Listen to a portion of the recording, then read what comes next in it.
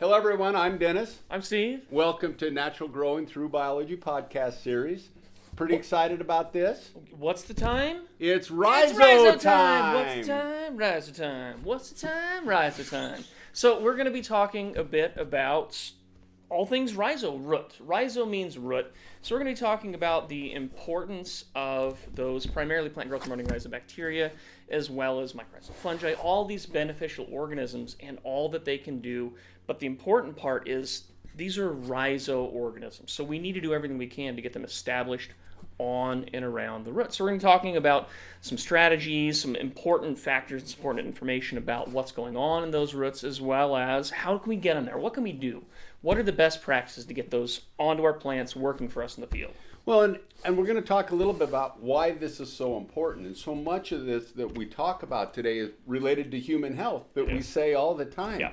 You know, this picture here on the left, I've used it 1,000 times, but it sums everything up, and really healthy soils for a healthy life. And that's not only human life, that's soil life, the beneficial organisms, all of those things within that soil environment that we talk about all the time in the soil food web, that they all need to be there in order for that plant to genetically express it as it was designed. And therefore, obviously, that goes into our fruit, that goes in the leaf, into the stem, and then it actually in turn goes into human health. It's so easy to try to separate things and say, well, these microbes need this, these plants need that.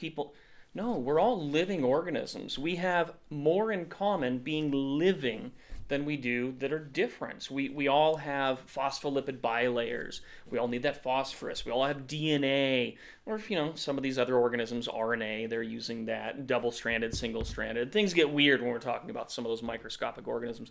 But the enzymes, the proteins, all of that, there's a lot of similarity, and that's because these systems are basically designed and functioning together. So when we think about this nutrition, we've got to think about the commonalities. When we start talking about what's important for an immune system, copper, zinc, manganese, those sorts of things, they're the same for us. They're the same for a lot of these plants. When we're trying to reduce reactive oxygen species, a lot of these enzymes are the same. So we need to think about this in terms of how common and how shared a lot of these systems really are. Well, and if it goes back to, if we think about that, it goes back to the human health. Yeah. You are what you eat. And that picture up there we have, if what you eat in the human body really dictates your overall health, your weight, your immune system, how susceptible you are to the common cold, diseases, all of these types of things. And the same holds true as we start to talk about it in plants when we look at that. And it's funny because the digestive systems are really very similar. Yes, and I've heard people, and we both said it before, plants have outsourced their digestive system. Plants are not great at extracting most of this nutrition.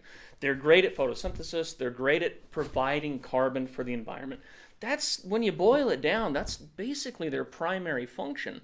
So in order for them to extract that nutrition, they've outsourced it, just like we have. When you start looking inside of our human gut, and that's what this top picture is. These are the microvilli inside of your intestine. And they're large, massive surface area, and this is primarily a house for microbes. It's increasing the surface area so we can have billions of these microbes on and around this environment because they're the ones that are producing those enzymes. They're the ones that are extracting the nutrition from the food that we eat so that it can be basically extracted, pulled into our small intestine, pulled into our large intestine and colon. That's mostly water, but you are getting nutrition from those sources. But then we look down at this plant root and we see all these hairs, all these root hairs, and it is a very similar structure because it's doing a very similar thing. It's creating all of the surface area for these microbes to live, survive, and thrive to do the same thing. Well, you see that root. A lot of growers look at that and go, my roots don't look like that. Well, they should. And we're going to talk about that a little bit later, why that is so important, and why our roots have to look like that in order for that plant to function as designed. Yeah, quote here, in humans, the effect of intestinal microbial communities on health are becoming increasingly apparent. Similar functions can be ascribed to microbial communities in the human gut and plant rhizosphere. These systems, like we already said, I think we've said things are interconnected before, haven't we? They might be a little Bruce bit might have been connected. on to something. Might have been on to something. You So know, what do you see here? What's so this? when you talk about that, we so often say the genetic potential of that plant is already in that seed. Whatever that seed variety is, whatever that yield variety is, Yep. whether it is less or more susceptible to a certain insect or a disease, all of The this genetics is are there. already there in that seed. Now, how this seed expresses itself, as we always say, environment dictates expression. How this expresses itself and the yield that we achieve is all based off of managing stress. Yep. And that's really what it comes down to. So we have potential there. What we do with that potential is basically up to the environment that we grow it in. Yep. How well we reduce and limit those stresses, because we talked about before this idea. I like to think about genetic potential is this balloon. It's a big giant water balloon. And every time we add a stress, it's like little tiny micro pinholes that are leaking that potential yield out until at the end of the season, you can end up here, but sometimes you end up there. So we've got to do everything we possibly can to, like we were just talking about, extract that nutrition, allow that plant to have the best possible access to it to improve its health.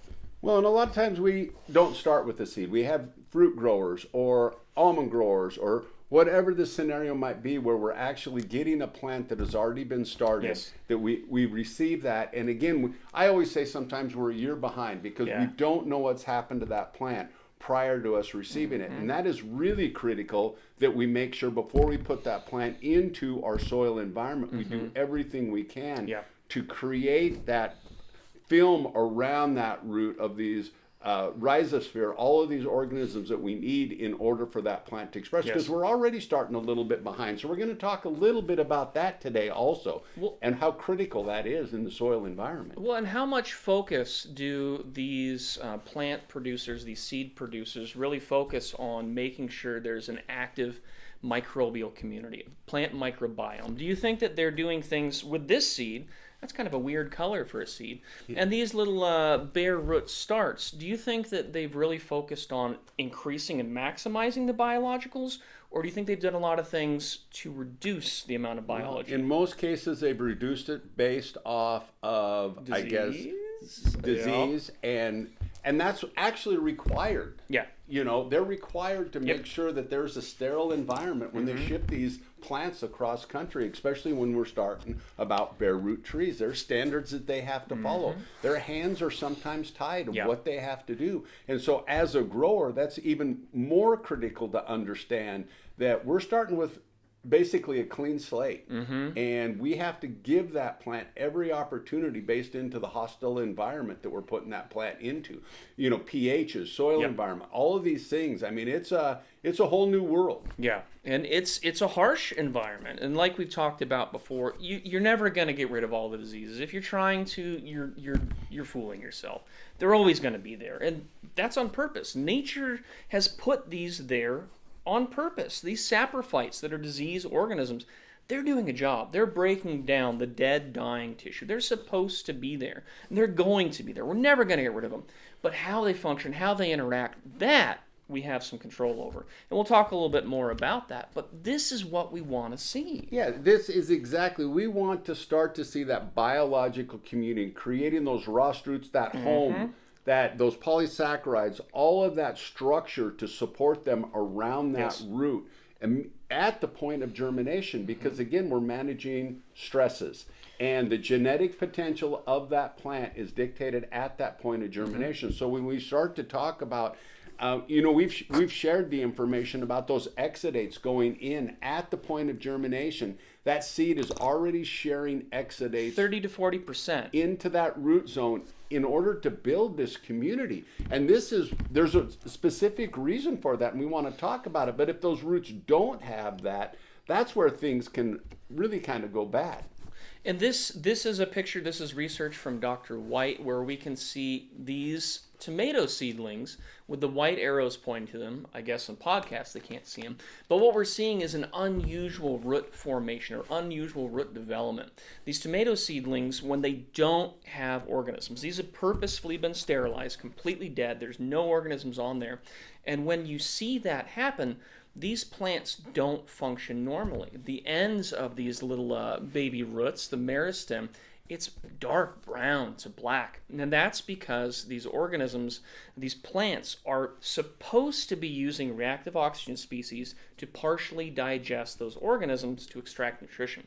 When those organisms are not present, it's basically the plant doesn't have anything to work on, so it starts destroying itself. And oftentimes, these seedlings, they're no longer viable. They can't continue to grow. As soon as we add in even a single organism, in this case it was Micrococcus luteus, we see a significant change. We start to see normal color, and the big thing we start to see are the root hairs. Without those organisms present, there's no signal for the plant to develop root hairs. When those organisms are present, all of a sudden the genes get switched on. It's like turning on the key, and then all of a sudden this entire cascade of genetic potential starts to shift and change. We start to see those root hairs form. We start to see that active establishment and extraction. And you go back to the picture of the human digestive system, the gut, and those roots that are forming. We start to talk about this. This is what we don't see, is those fine root hairs being produced out there. And it's really critical when we start to talk about overall plant health. And we've talked about that with the rhizophagy cycle. But the other thing is what you just talked about is a little bit what we were saying on those bare root trees that you're receiving that have been sterilized and put into this environment. So now in order to have that root develop, and we'll talk a little bit about root morphology, but that is critical to have that biological community there. Well, and I like to think about these microscopic, they're just tiny, tiny, tiny seeds. If I go to a field and I don't put any seeds out, what do you expect to happen? Weeds. Yeah, you're not going to have much happen. You don't know. You're not going to have that outcome that you're expecting. On the other side, when we do this purposeful seeding, then we get the establishment of those organisms, and we see the plants grow like we expect them to and want them to. And we've talked about this time and again, these PGPR, plant growth promoting rhizobacteria. There's a wide variety of benefits that we see. Phytohormones, we're seeing effects on the roots, root branching, length and number of roots, root hairs. We're seeing benefits to the plant and the ecosystem, enhanced anchoring points. So this idea of the roster roots, this idea of creating those micro aggregates, that's where this is coming from. And without that, we do not have that. And that basically all boils down to well, and what I was even going to say is we're just talking about one aspect of this based off of overall plant health. We haven't even brought in the idea of soil structure, soil health, water holding capability, carbon, the building of carbon within your soil environment. These microbial communities are necessary in order to build stable carbon. We need that bacteria, we need those fungal communities in there for simple and complex carbons to be built in that soil environment. And without them, we just don't see it happen. Yeah, and to maximize that carbon, the microbial carbon pump becomes part of this, where these microbes are partially digesting. If we have a sterile environment, the entire process of humification, it's shut off. It's dead. It's done. I mean, you look at a peat bog, which is basically naturally antimicrobial, it doesn't break down. It's not supposed to break down. It's designed to not break down because these organisms are not doing that function. As soon as we start having these organisms do that function, we start to see that organic matter turnover like we expect to see. We see humification happening. And we've seen this in fields. We've worked with people that are trying to get better decomposition, better breakdown. And that's when like a product like Biodigester comes in, where we have too much field debris, we have too much organic matter building up. Something has happened to that system where we've taken one of those critical links out. We've taken some of those cellulose digesters out. By putting them back in, we start to break that material down and we start to allow that process to happen. Well, and we see that a lot in the no-till environment where you shift from heavy tillage and you go into that no-till where we start to see we haven't built basically the habitat and the environment to support these guys. So all of these scenarios are part of this, I guess, biological system within that interconnected soil environment. Ecosystem. Yep. Exactly. Yep. So this is critical, and we've talked about it. We'll talk about it again. We'll talk about it again, and we will just keep talking about it because the rhizophagy process is so incredible, so cool. And this research from Dr. White going back to 2018 when he first put this out in the scientific community basically is changing our entire point of view, our entire aspect, our entire understanding of what's going on there. And, like we've talked about before, Bruce had these ideas back in the 80s and 90s saying microbes are the key link to mineral access and mineral nutrition. Root and beneficial soil microbes are the key to this nutrition and extraction. And that's what this is showing. What the rhizophagy cycle is showing. Do you want to talk about rhizophagy? Well, no, I mean, and we've chatted about this a lot. Basically beneficial bacteria, these fungi go in through the root meristem, they're bombarded with that reactive oxygen, and they're spit back out through those root hairs. As you talked about before, those root hairs are specifically formed for the injection of these back into that soil environment. Yep. I mean, they're little needles. So then they digest them, they get that nutrition out of them basically and spit them right back, and it happens all over again. The thing I love about this though is the fact that those root hairs are developed, that gut that we talked about in that soil environment, and then also the fact that inside this environment, that plant will actually clone those protoplasms to create more of that specific organism in order to get more of whatever that nutrition is. As we say, a phosphate solubilizer. Is it a potassium mobilizer? Is it a nitrogen fixer? Specifically for more of whatever the plant wants or needs. And when we start to think about that, that's really pretty amazing. Well, it's right here. Microbes recharge with nutrients in the rhizosphere. To access nutrition, you need those microbes because the plant isn't good at it. I can't say that enough. They have outsourced the digestion. They need that. So we start looking at this idea of simplicity in our more conventional or sterile roots versus a much more complex system where we have this interconnection between different bacteria, different fungi, mycorrhizae helper bacteria. We have all of these organisms that are working together to extract and to work with this plant through this rhizophagy process. And I like this example that you use, your trip to Europe, where you talk about this idea of train and transport. You've got your freight system. Go ahead. Yeah, you have your freight system, which is very limited, how you get from point A to point B, or your commuter train system that basically spreads out across the entire country. It is a spider web net across the entire country. And we're kind of describing this a little bit for the podcast type scenario because a lot of times, obviously, you're listening and you can't see this. But if you think about it, it's what we talk about with the roots. Paint us a picture, Dennis. I am trying. Okay. I'm not a very good artist, so it might end up as a stick man. So we may want to add branching to that as we're talking about roots. A word artist, Dennis the wordsmith. That's right. So we start talking about, and like we talked about, this idea of root definition, root morphology, root architecture. Go ahead. No, go. And as we start to think about this rhizophagy and this roots, and we start to think about all of these organisms, this netting, this branching, we see root hairs, we see better nutrition access, we see much better access to both access to water as well as storage of water. We have better soil health, which is a broad topic. I mean, that can mean a whole lot of things, but in general, having a balanced biological ecosystem allows that plant to encourage the organisms that it wants and needs and suppress the organisms that it doesn't need, I'm going to say right now. Because again, a lot of those are saprophytes. They're supposed to be there. They're supposed to do a job. We just want them to wait to do their job until it's time for them to do their job. If they're doing that job too early, that's called disease. Just like a weed is just a plant growing where we don't want it, a disease is just an organism growing when and where we don't want it. Or need it at the time. Or need it, yeah, that's right. Better carbon, like we've talked about, through our polysaccharide production, our glomalin production, our rasta roots, our rhizobacteria that are creating these microaggregates to create that root structure. Well, and when we talk about this, and we talk about regenerative agriculture and building soil health, all of these things, as we keep saying, are interconnected. When we start to really think about, if we want to build soil health, we need these microbial communities. We need the diversity of these microbial communities within that soil environment. We need the diversity of the plants. We need to look at our crop rotation. All of these things are critical from the standpoint of not only building healthy soil for a healthy plant for basically healthy human health, but also for that environment, for that microbial communities. As you talk about the disease pathogens kind of being, they're always there and being dormant. We see that even with the beneficials. They're not all active at any given point.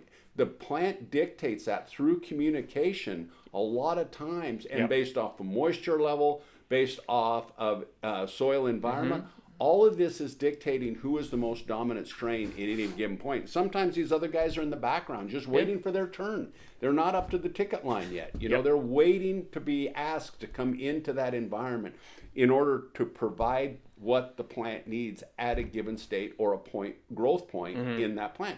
Because as we all know, it changes. Early on, what the plant needs is much different from what it needs basically in the vegetative state into the reproductive state. So let the plant dictate rather than us force feeding the plant what we think that it wants. Vitamin donuts. The vitamin donuts, that's yeah. right. I always love a good vitamin donut. Oh, they're so good for you. You need at least a dozen of them to get that level of nutrition, right? You got to piggyback in some garbage. So this idea of both exudates, the plant spitting things out, like the benzoxazinoids, the malic acid, as well as, like you mentioned, the rhizophagy, replicating those protoplasts inside. So this plant, it's the conductor. It's an entire orchestra out there in our system. And the plant is conducting which organisms. But it gets a lot of feedback from these microbes because we can go into, not right now, but we can talk about how some of these organisms, they are dictating and encouraging the plant to change its growth and structure. I think Kevin Costner, he's got the idea right. If you build it, they will come. That's right. But with these guys, you need to have them. They've got to be present. You can only access and you can only use a tool that you have. The old saying, if the only tool you have is a hammer, everything looks like a nail. We want to get past that. We want to have every tool. We want to have a very nice shop so that we've got every tool. And in this case, these tools are these different organisms, like we were just talking about. Sometimes it might need more phosphorus. Sometimes it might need more zinc, manganese. And that's going to be dictated. That's going to be critical to the plant's growth, health, and performance, maintaining that genetic potential. And it's going to be utilizing those exudates as well as the internal carbons, different carbon structures to replicate those cloning those protoplasts. So it's going to utilize those different materials to purposefully select and encourage that development. And in doing so, we start to see major modifications to this root morphology, to this root structure, to this root texture. Well, and it comes down, as we talk about roots, and I mean, when we say managing stress is critical, and not only nutritional stress, but overall plant health, but environmental stresses, all of these things are critical. And when we start to think about root mass and root morphology, a lot of times the healthier the root mass we have, the less susceptible we are to environmental stresses such as drought. Yeah. You know, the deeper the roots go, the more roots we have, the more access we have to that water. Now we've just given ourselves, and we've talked a little bit about this, a period of time where we're waiting for that timely rain. You know, we're dryland farmer, we're in wheat country or corn or whatever that scenario might be. If we have 8 or 10 days of less stress than someone else that doesn't have that same root mass, and then all of a sudden you suddenly get that ½ inch of rain, that is a game changer when we start to talk about not only soil health but yield. Yeah, and the biology acting as a buffer, it helps you get to that stage. If I don't have those organisms, if I don't have the microaggregates, the macroaggregates that are holding more moisture, if I don't have the mycorrhizal fungi that are helping transport and shuttle some of that moisture to the plant, Or store it. if we don't have those present, that plant is going to run out of steam much sooner. And we've seen this many times in the field, and there's a lot of research. The Penibacillus polymixa has shown in lab work with Arabidopsis, 2 weeks. Having that organism allows those plants to grow for an extra 2 weeks in a drought environment. And that is critical, like you were just saying. If we're waiting on that rain and we can't make it, our yield potential is just shrunk down. That balloon has a whole bunch of holes in it now, and it's leaking like a sieve. And there's a lot of research out there that kind of talks about this. I mean, when we start to talk about root morphology and plant growth promoting rhizobacteria. So the people in the podcast are going to love this picture right here because they can see all this research. Well, even the people in the webinar are going to love it because you can't read any of it, Steve. Come on. You're welcome. You're welcome for that. So again, back to this idea of what these PGPR are doing. When we start talking, and you mentioned this idea of different environmental stresses, we can see them have an impact on heat. and helping that plant grow through these heat environments, low temperature, through drought, through heavy metals, through salts and sodium. All of these can be interacted with and played with by these microbes. Because again, life is life. These organisms need to be able to survive. That is the end goal of every living organism, is babies. It wants to make babies. It wants to survive. If an organism dies, it doesn't matter how good it was. If it doesn't make it to the finish line and produce offspring, it's gone. It's done. Its genetic diversity is no longer in that gene pool. It's out. So we've got to keep those organisms functioning and going and growing. And as we do so, we see, like we talked about, those root morphology changes, the architecture changes, better lateral roots, more root hairs. We start to see better access to nutrition. We start to see the plants able to grow through this abiotic stress better. There's a lot going on down there. Well, and it's, you know, and like I said, we haven't even touched on salt stresses. We haven't even touched on all of these other environments, but it is all related. The exact same thing happens no matter whatever that stress environment might be, based off the diversity of these organisms and the relationship that they have with that plant within that soil environment. And it's not only when we start to talk about stresses such as salt stress and drought stress, we also see environmental stresses such as, I guess, insects and disease are also related to this. Yeah, the biotic stresses. And this is interesting because, again, this is research from Dr. White that we're sharing. Virulence. Virulence is basically how harmful it is. Is this the common cold or is this Ebola? And there's a big difference between those in the likelihood of survival. So the incredible thing is some of these organisms, some of these beneficial fungi and some of these beneficial bacteria, they're out in the environment. Remember, the plant is spitting them back out to do a job. One of the jobs these organisms do is they will infect these pathogenic or potentially pathogenic organisms, and they'll shut it down. And in some cases, they can actually switch it from being a pathogen to being a beneficial organism, and that is just incredible. Pseudomonad endophytes of plants also venture into the soil and colonize potential fungal pathogens, repressing their growth and reducing their virulence. Direct quote from Dr. White, and that is just incredible. So again, if the plant doesn't have access to the tool, if we haven't put that seed, if we haven't put that tool in the environment, it can't function. It can't do the job. So by maximizing diversity, maximizing species density, and allowing these systems to function together interconnectedly as they're supposed to, that's when we see all of this work well. Well, and we've even talked a little bit about that in other webinars. I think the last one we did based off of quorum sensing or quorum quenching. Mm-hmm. Yeah, you know, so I mean, as we say, there are so many functions that's going on with this environment, and that is why we say it is so important that we get this biological community around that root, the rhizosphere, whenever we can, whatever that scenario might be. And I mean, really what we want to talk about today is some practices of making it work. Let's make it work.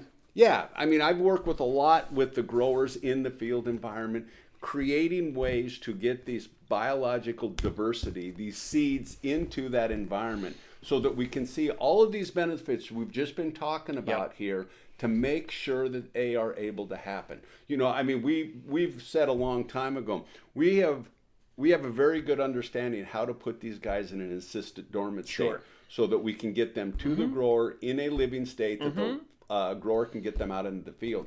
But they only function if we can get them within that root mass where they are designed to function and designed to work and create a relationship with that plant. So how do we do that? Well, one of my favorite is obviously in-furrow application. You know, I have a lot of growers, I mean, if obviously saddle tanks, fitting their equipment basically so that they can do liquid applications directly on the seed at the time they're planting. This was one of my favorite ways basically to do this type of inoculation, because now we can put obviously good nutrition based off of a form that will work well with a biological carbon-based. Carbon-based. We can put food in for that. We can send them with the sack lunch. Oh yeah. We can get a little bit of food, a little bit of protection. And then it just gives them a small amount of time to basically grow and survive in that soil environment, which is a hostile environment for them, just like we talked about the plant. until we get that plant germination or that seed to germinate, as we talked about earlier, to get those exudates, which are really one of the best forms of food for these biological communities. So liquid application, and it always amazes me when I talk to growers basically out there in the environment of how resourceful they can be. Oh, it's incredible. It is really incredible. I mean, I have growers that basically have taken, 20, 30, 40-year-old equipment and retrofit it so that they can put saddle tanks on and do liquid applications. And then I have the grower that has the brand new state-of-the-art, where basically you have separate tanks and it's injected right into that furrow right at the time of planting, which is just an incredible scenario. And it's really amazing because we see that in expression of roots when we were able to do this as a liquid application at the time of planting. I mean, to me, anytime as a grower that we can put this every grower should be putting this biology out at the time of seeding in some form. Yeah, we're talking. This is rhizo-time. Where are you going to find the roots of a plant? On the plant. Oh, they're coming out of the plant. In the soil? Well, you will. Well, does that come to like sod, green side up? You can try that. If you can get that to work, that's pretty impressive, buddy.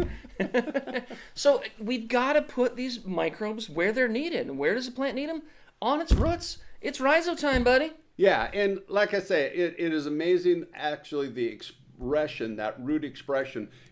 I talk about my garb trial that we did this year, just the difference in the root expression from the treated versus the control. Number of nodules, size. Yeah, it was really amazing. The depth. And I'm excited about the nodules, the nitrogen fixing nodules on these plants, and I'm looking at the roots and showing that to the grower, and the grower's ecstatic, but he has a deeper root structure and immediately has an understanding. In order to fill those pods, he has to have that root structure, so during the drought period when it gets hot and dry and they may not get that timely rain, he has more root mass within that soil environment.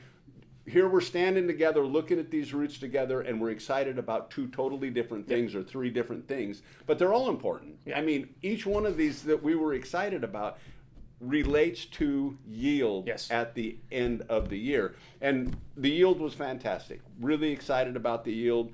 Any of you guys out there that'll listen, Soil Conservation District is putting on that's coming up in weeks. In November, mid-November in Spokane, Washington. We're going to talk a little bit about this. Yeah, sharing some of what's going on in our environment. And our area, it's dry. If you don't know Washington, if you don't know the Palouse, we've got some areas that people are trying to grow 6 inches of rain, 10 inches of rain. There's not a lot of moisture, so everything we can do, they need every drop. And that sound effect was me, pretending to have a slurping straw. I'm realizing that in a podcast, sound effects don't necessarily make the most sense. So that's what that was. That was a straw. And it was a heck of a root straw. It's pretty incredible. That plant was thirsty. If you mic the plant roots, you think you could hear that down there? I'm sure you could, Steve. So here's another one. This is a picture of a water wheel. And we have it kind of labeled, is it in furrow? Is it a drench? Is it a root dip? It's kind of all of those. But again, that goal, the idea is rhizo-time. It's putting those rhizo-based organisms, those root-based organisms, right there on and around the root. And this is a great way, because like you were just talking about, like with your saddle tanks, with your injections, with all of that, you're adding food, you're adding water, you're adding microbes, and you're doing it right there on the root. Well, and a lot of times these nurseries, as I talked about with trees, and we'll talk a little bit more about that, they have no control over the stock that they receive in that they're putting within their soil environment. Some of the nurseries I work with grow their own, and we do it from basically the time of the seed treat all the way out into the field, but they're buying stock from somebody else to plant out in their fields. And so it is critical. Have had growers talk to me about doing this water wheel scenario with plants where they basically have a day to plant, it gets hot and dry, and immediately those plants go into shock. This basically, they talk about reducing transplant stress. So they just don't see it in their plants, which again, managing stress turns into overall crop health and yield. And that's really what we're trying to do. Keeping that balloon inflated. Exactly. And so if we can't do our in-furrow applications, you know, a great way to do this is a lot of times looking at seed treatments. There's a lot of easy ways to do seed treatments out there. There's some great products that we can combine with biological inoculums to get it to stick better to the seed. Yes. Depending on what seed you're using. Some are size of seed obviously makes a big difference. How many pore spacing on that seed to soak up these biological communities. So a lot of times there's a lot of great additives. And if you have questions, you can feel free to give us a call in the office. We'll talk with some of those that we've seen that work really well. But if we can't do a liquid application, the seed treatment is by far the great next alternative. best. Yeah, great. You know, and I have growers that actually can do a liquid seed treatment. I have growers that will put basically the treatment as they're augering it into their seed drills. And I have growers that basically are putting it on top of their seed as they're basically putting the seed into their drills, just creating a fine line, mixing it around a little bit. But no matter what way you do it, it's better than not having anything at all, because a lot of times, even if every seed doesn't have it, if we're putting it in that furrow, basically there's cross inoculation from plant to plant where these microbial communities, they move. They're happy to share. Here you go, buddy. Have some mycorrhizae. Here you go. Have some bacillus. Yeah. Because they're there, and that one plant, its roots are going to interact with the plant next door, and they can share. They can spread that along that system, which is just incredible.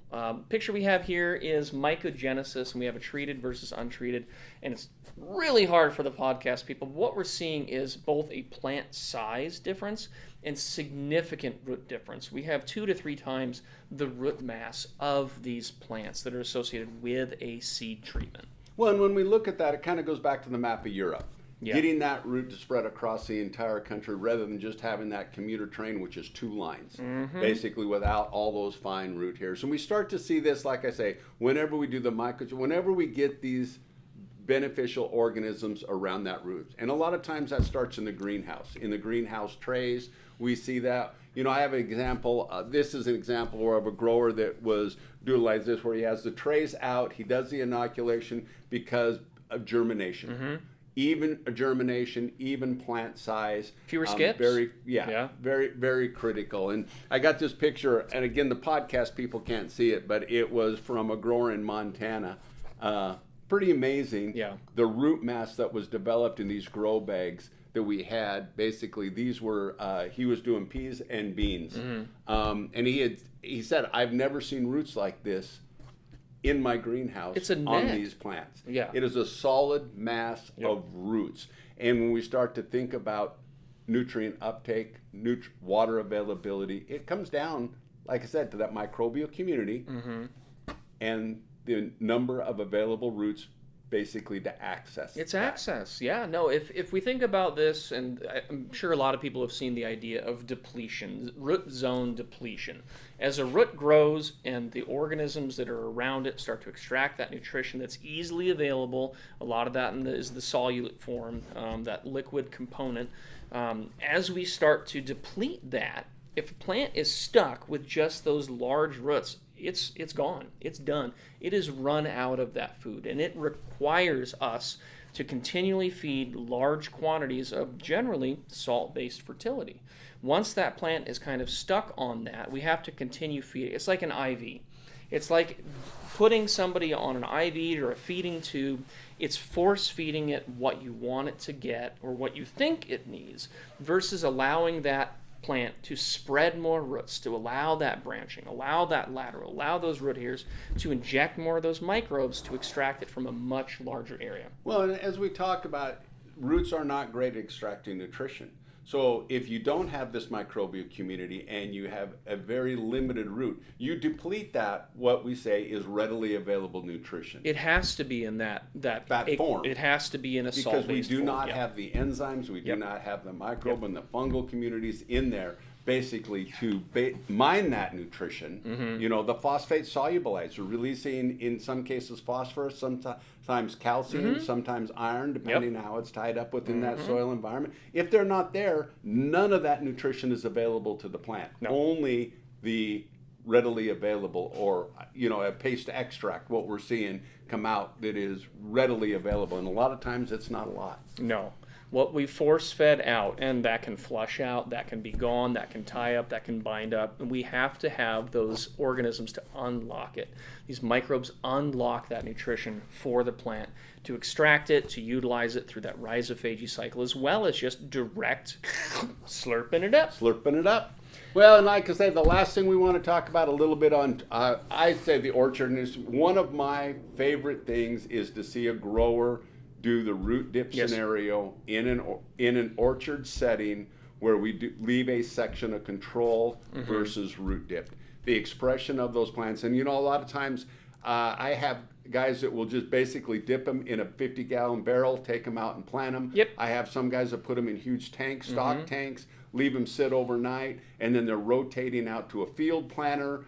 They can take X number of bundles out, put more bundles in, and they're rotating it within that environment to do thousands, literally thousands and thousands of trees are being planted this way with that root dip scenario, because the genetic expression of that plant is significantly different than if they don't have that biological community. Remember, you talked about the root development of those tomato seeds not forming normally. Here we're receiving a bare root tree that has basically been sterilized, and we're putting that out into our field. So let's seed it. Let's dip it in those beneficials to make sure that it has everything that it needs. It is one of, and I think in the orchard industry, if you do nothing else but do a root dip on your trees, you're going to see a benefit from overall growth, yield. I mean, a lot of times we're under the gun to get those for the first couple of years, first 2 years, 3 years, whatever it might be, until we go into production. We're setting up basically that entire plant's future by doing that root dip scenario. As we talk about it, when are we most critical about human health? When we're a baby. We've talked about that before. So let's make sure we set this plant up from the very beginning. We can think about that as it's an avalanche. It's, rolling that little snowball down the hill. That can be a good thing, or it can be a very bad thing. If we're surrounding that plant and its roots with friends, it's allowing that plant to grow and do all these processes we've been talking about.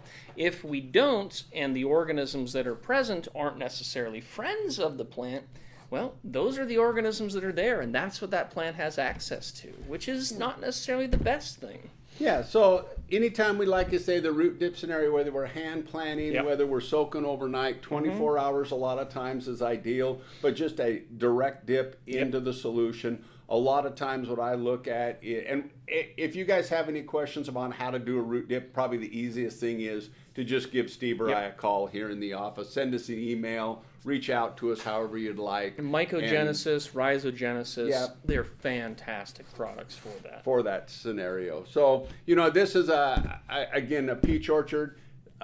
Basically, this was an organic grower that put these peaches in. This is a non-fumigated soil. He was very excited. He did the root dip. We obviously did laid drip line, and we did a soil health injection prior to planting these trees. The amazing part about it is he used to have a, somewhere between a 10 and 15% skip rate in the orchard. Pretty normal. Pretty normal. In this scenario, he's getting a 99% success rate. Very excited about that. Well, you've talked in the past about you can crunch the numbers and you can calculate out the overall production over the next 10, 15 years from that tree. Having a skip versus not having a skip in those trees, it's not dollars, it's tens of thousands of dollars. And it's amazing. WSU did a paper on that. I wish I could find it again, because not only, like you say, is now you're trying to manage trees of different ages. You have a 2-year-old tree and a new plant, basically, that you're putting in that soil. So water requirement, all those things are all different. All of it's different. Pruning, all of that. And then what happens is when that orchard reaches longevity, you're now pulling all of these trees out, and yet you have some trees that they still had life left in them. So when you really start to talk about, like you say, the overall yield loss is significant. Not only the cost of replacing that tree, whether it's warranted or not, the time of taking it out, the time of putting it back in the ground, all of these things, not even those costs, just the lack of production. Is significant. So anything we can do to reduce skips is critical as far as I'm concerned when we start to talk about this as a grower.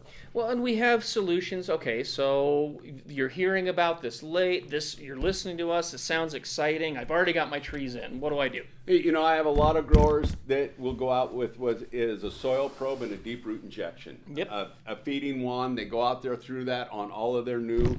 I had one grower that had done that a few years ago, and now what he'll do is he does the root dip scenario when he plants the trees, and the next spring he will go through with a deep root injection just to make on sure all of those trees again. That's that second year. An organic grower, he wants to get these trees up and into production as quickly as he can, and he wants to ensure and maintain overall plant health and reduced environmental stresses, because that is really what it comes down to, especially when we start to talk about the organic industry, where we have limited tools if Mother Nature doesn't play fair.